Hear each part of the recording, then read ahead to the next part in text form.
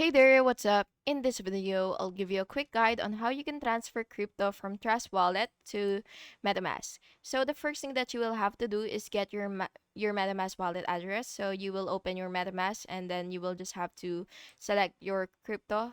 Uh, Select your crypto, click receive, and then you will just have to copy the wallet address of your choice.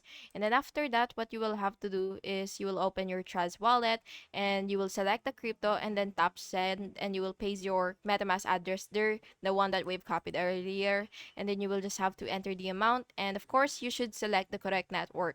Make sure that you choose the same network as your MetaMask wallet, which is either ERC20 for Ethereum, BEP20 for Binance Smart Chain, or so on.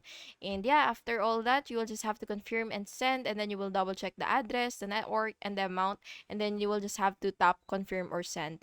And then after that, you will open your MetaMask account, and once you're here, the crypto should appear. And if not, you should manually add your token by doing this.